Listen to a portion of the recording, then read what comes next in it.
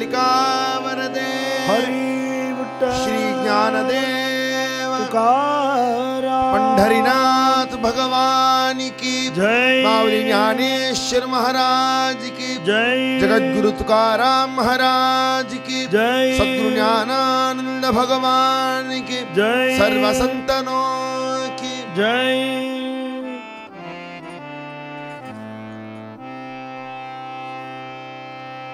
राम कृष्ण हरि जय जय राम कृष्ण हरि राम कृष्ण हरि जय जय राम कृष्ण हरि राम कृष्ण हरि जय जय राम कृष्ण हरि राम कृष्ण हरि जय जय राम कृष्ण हरि राम कृष्ण हरि जय जय राम कृष्ण हरि राम कृष्ण हरि जय जय राम कृष्ण हरि राम कृष्ण हरि जय जय राम कृष्ण हरि राम कृष्ण हरि जय जय राम कृष्ण हरि राम कृष्ण हरि जय जय राम कृष्ण हरि राम कृष्ण हरि जय जय राम कृष्ण हरि राम कृष्ण हरि जय जय राम कृष्ण हरि राम कृष्ण हरि जय जय राम कृष्ण हरि राम कृष्ण हरि जय जय राम कृष्ण हरि राम कृष्ण हरि जय जय राम कृष्ण हरि उदार तुम्ही संत माय बाप कृपावंत उदार तुम्ही संत माय बाप कृपावंत माय बाप कृपावंत माय बाप कृपावंत माय बाप कृपावंत माय बाप कृपावंत केवढा केला उपकार केवढा केला उपकार केवढा केला उपकार केवढा केला उपकार काय वर्णू मी पामर काय वर्णू मी पामर उदार तुम्ही संत माय बाप कृपावंत उदार तुम्ही संत जड जीवा उद्धार केला जड जीवा उद्धार केला जड जीवा उद्धार केला जड जीवा उद्धार केला मार्ग दाखविला सुपंत मार्ग दाखविला सुपंत मार्ग दाखविला सुपंत मार्ग दाखविला सुपंत उदार तुम्ही संत उदार तुम्ही संत उदार तुम्ही संत उदार तुम्ही संत सेना म्हणे उतराई सेना म्हणे उतराई सेना म्हणे उतराई सेना म्हणे उतराई होता काय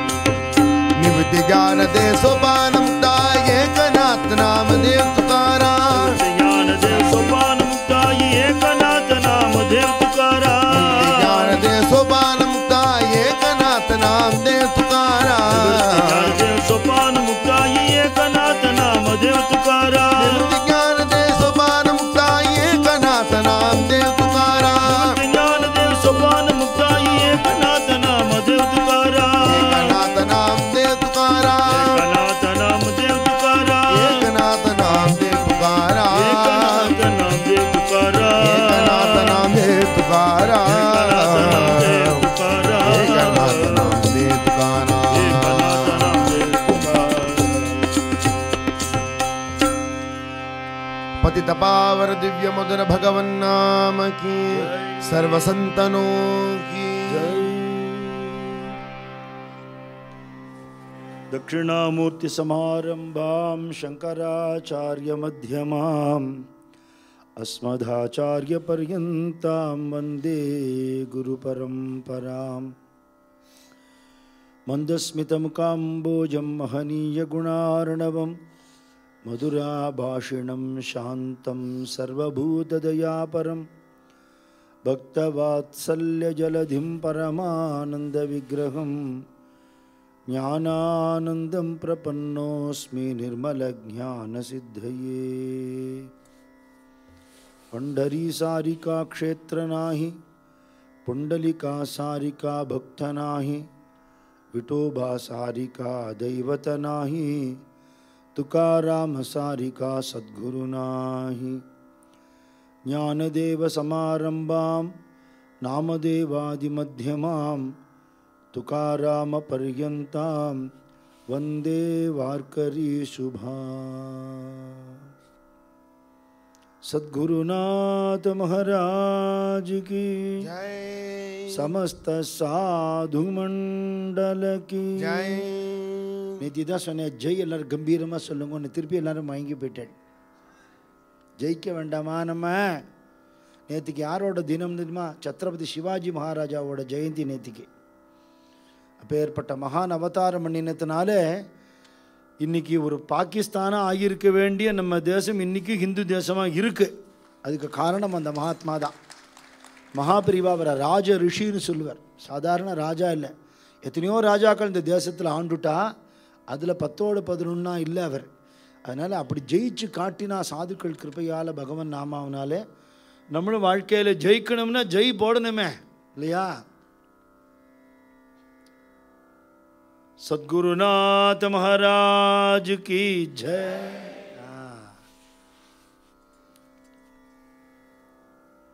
வாழ்க்கையில் சின்ன உதவி யாராவது நமக்கு பண்ணிட்டா அவளை என்னைக்கும் நினச்சுட்டே இருக்கணும்னு சொல்கிறான்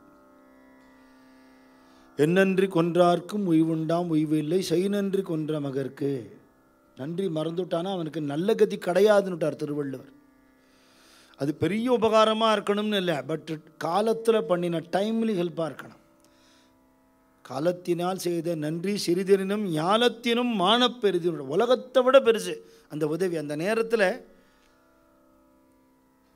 மெட்ராஸில் பயங்கரமான வெள்ளம் வந்து 2-3 வருஷம் முன்னாடி ஜனங்கள்லாம் கஷ்டப்பட்டாலே பெரிய பெரிய பணக்காரெல்லாம் கூட ஒரு துண்டு ரொட்டி கிடைக்காதான்னு திண்டாடின நிலைமையை நாம் பார்த்தோம் என்ன இருந்து என்ன பிரயோஜனம் இந்த நேரத்தில் ஒரு உதவின்னு ஒருத்தர் செஞ்சான்னா அவளை நினைக்கணும் இல்லையா எத்தனை இளைஞர்கள் உயிரை திருணமாக மதித்து அந்த வெள்ளத்தில் இறங்கி எத்தனையோ பேர் காப்பாற்றிருக்கான் எத்தனையோ பேருக்கு ஆகாரம் கொண்டு போய் கொடுத்துருக்கான்னுட்டா இந்த காலத்தில் பண்ணுற உதவியை நாம் மறக்கப்படாதுன்னு சொல்லியிருக்கு அப்போது இந்த கனவு லோகம்னு சொல்லக்கூடிய சொப்பனமயமான இந்த வாழ்க்கையில் ஸ்திரமில்லாத வாழ்க்கையில் இருக்கிற துக்கங்கள்லேருந்து காப்பாற்றுற வாழ்க்கே நன்றி தெரிவிக்க கடமைப்பட்டிருக்கோங்கிறத இதிலிருந்து நம்மளை உத்தாரணம் பண்ணி மோட்சத்துக்கு கூட்டின்னு போகிற சாதுக்களுக்கு என்ன நன்றி சொல்லிட முடியும் அவளோட கருணை எப்படி வர்ணிக்க முடியும் நம்மளை சேர்ந்தவானா உதவி செய்கிறது உலகத்தில் சகஜம் இன்றைக்கி அது கூட வறண்டு போயிருக்கு ஹிருதயங்கள் நிறைய பேர் மனசில் உறவுகாராளுக்குள்ளே உதவி இல்லாத காலத்திலலாம் நம்ம இருக்கோம்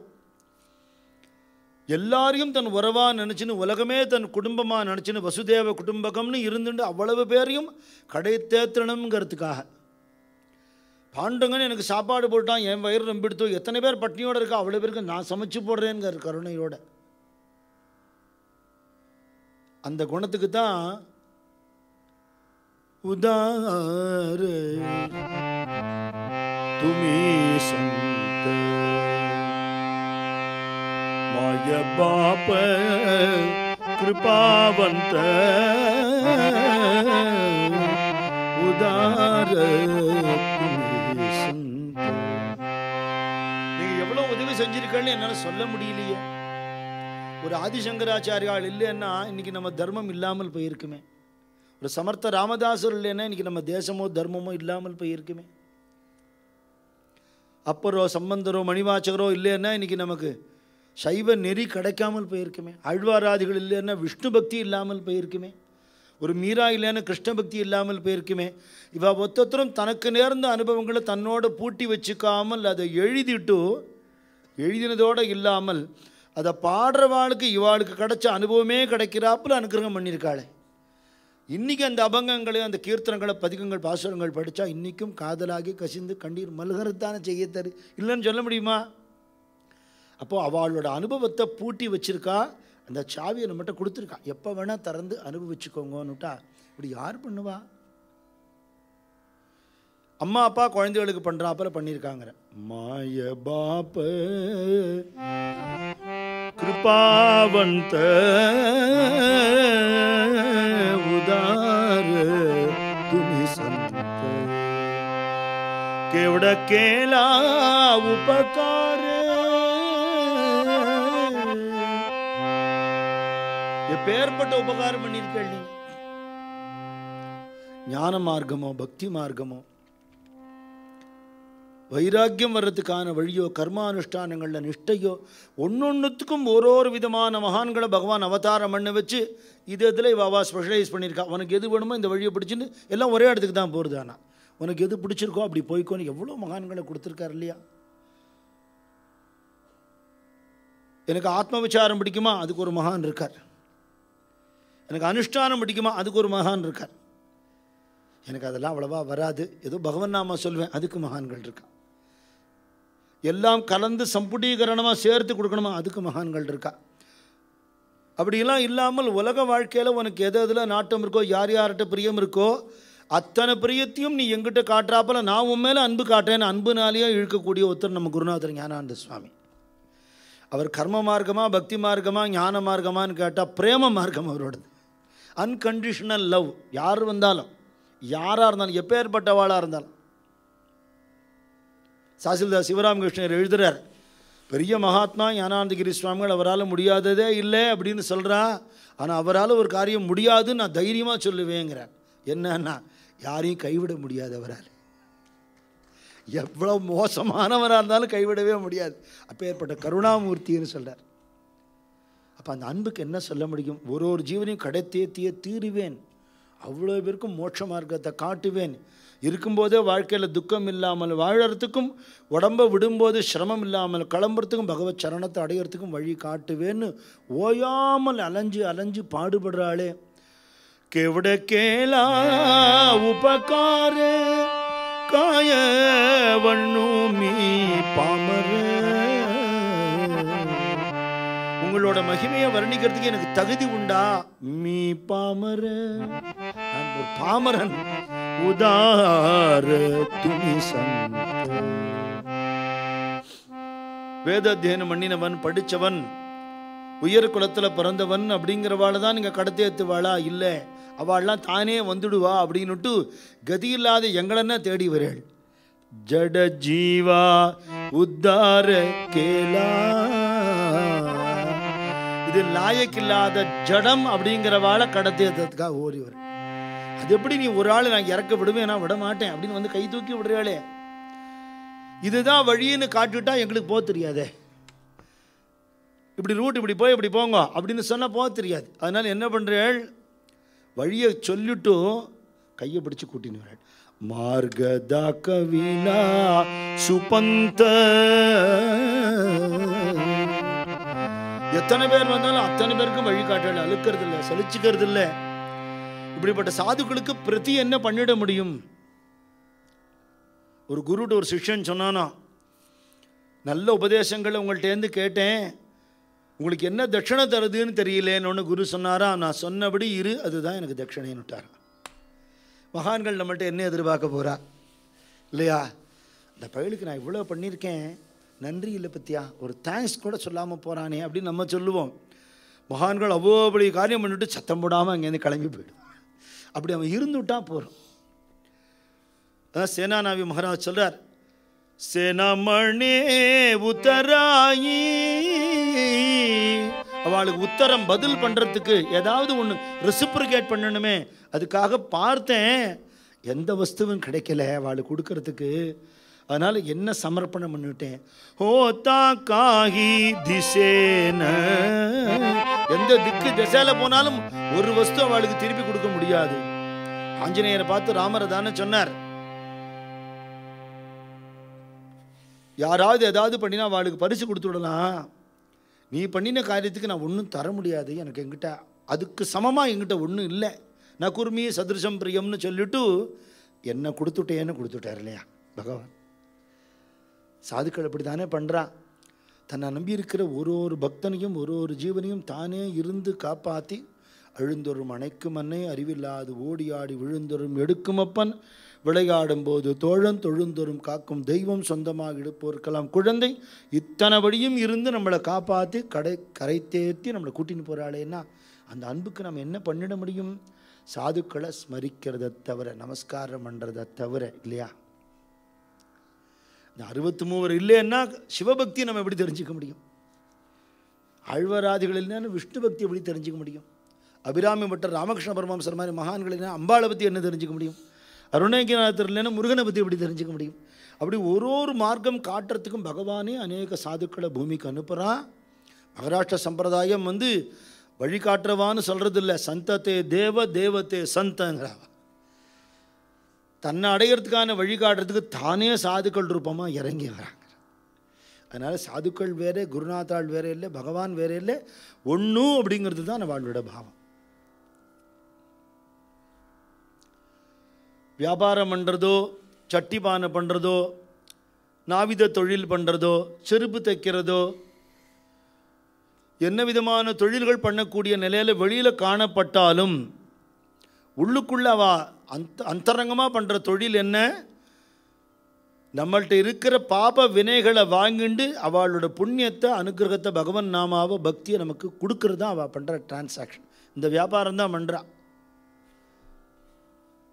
துக்காராம் மகாராஜ் வியாபாரம் பண்ணினார் அப்படின்னா இதுதான் வியாபாரம்.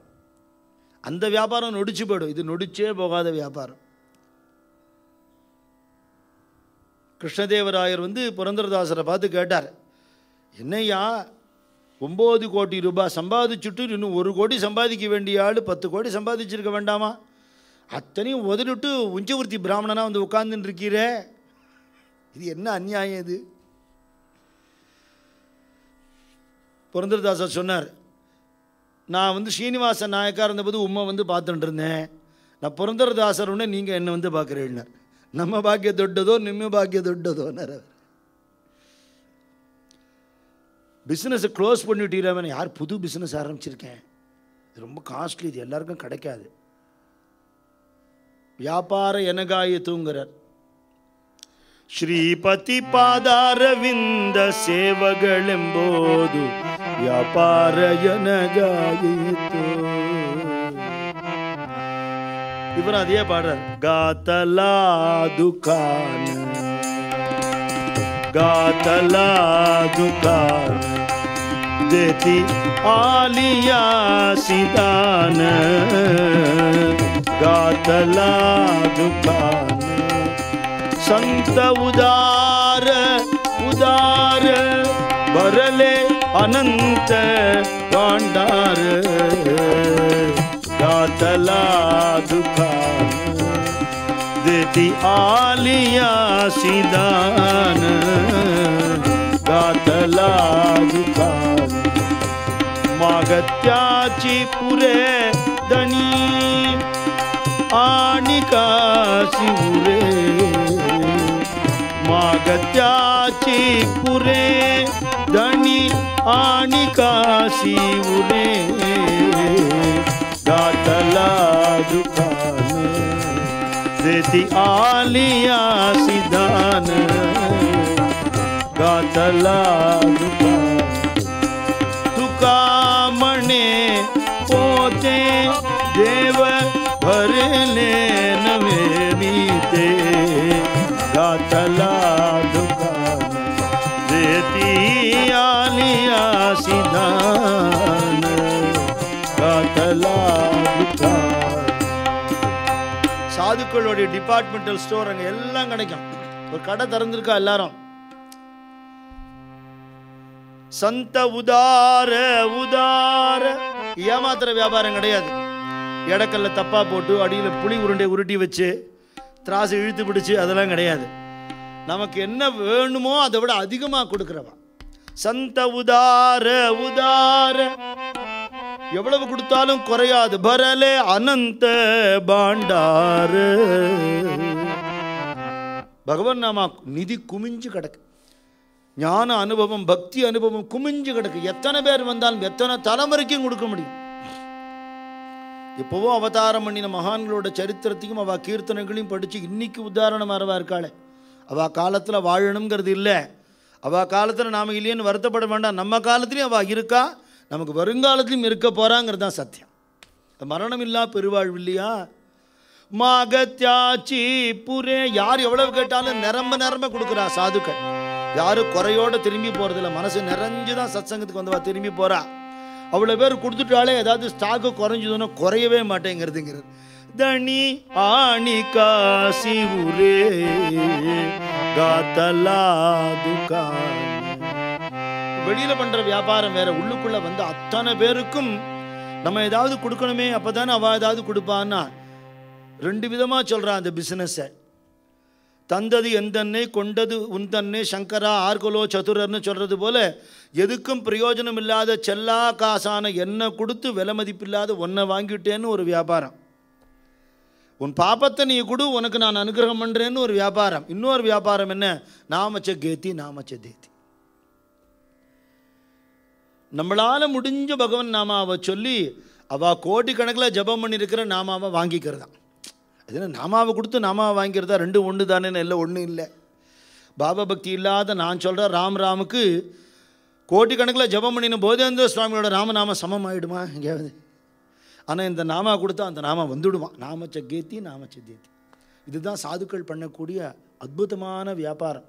இந்த வியாபாரத்தில் நம்மளுடைய நமக்கு நஷ்டம் கிடையாது. என்ன நஷ்டம்னா பாபம் நஷ்டமாயிடுறது, புண்ணியம் லாபம் ஆகிடுறது, ஜென்மாவே சார்த்தகம் ஆகிடுறது. அப்பேற்பட்ட ஒரு வியாபாரமாக வெளி உலகத்துக்கு அவளுடைய குலத்தொழில் என்னமோ அதை பண்ணிட்டு தான் ஞானிகள் காட்டிக்கிறா, தன்னை வெளி காட்டிக்காமல் இருப்பான். தப்போன சத்குருநாதர் மேலே ஊட்டுவான முதையடி ஊராரறியாரடி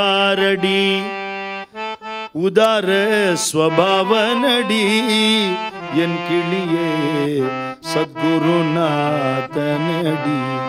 ஞானானந்த சத்குருநாதனடி. ஊட்டுவான் அமுதையடி ஊரார் அறியாரடி. அவர் என்ன பண்ணுறாருன்னு நமக்கு கூட தெரியாது, அடுத்த வாளுக்கு தெரியாது, காரியம் மட்டும் நடந்துடும். சாதுக்களோட திருட்டுத்தனம்னு கூட இதை சொல்லலாம். தான் பண்ணினேன்னு கூட காட்டிக்காமல் நம்ம கடத்தேறணும் முக்கியமே தவிர அவர் பண்ணினா நம்ம தெரிஞ்சுக்கணுங்கிற எண்ணம் கூட அவளுக்கு இல்லை. தெரிஞ்சுண்டா நமக்கு பாக்கியம், அவ்வளவுதான். வெளி உலகத்தில் வியாபாரம் நஷ்டமாயிடுத்து, சொத்துக்கள்லாம் கரைஞ்சுருக்கு, குடும்பத்தில் அடுக்கடுக்கான மரணங்கள், இதெல்லாம் விவகார லோகத்தில். வெளியில் எத்தனை அலை அடித்தாலும் சமுத்திரத்துக்கு அடியில் இருக்கிற முத்துக்கு என்ன நஷ்டம்?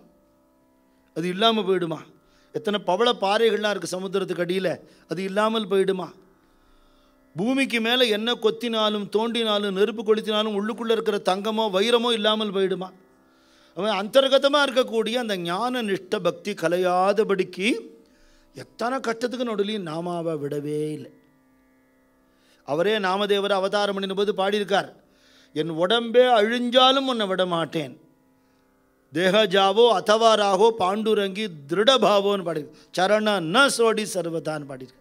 உண்மையில சத்தியமாக அப்படித்தான் இருந்தார். இந்த அவதாரத்திலையும் தன்னுடைய சத்சங்க அனுஷ்டானத்தை விடலே சதா நாமம் சொல்லிண்டே இருந்தார். யோகி ராம் சூரத்குமார் சுவாமி சொல்வார், this beggar knows nothing. He will chant Ram Nam for 24 hours that his master told him. I have not read any books. I know nothing அப்படிம்பார்.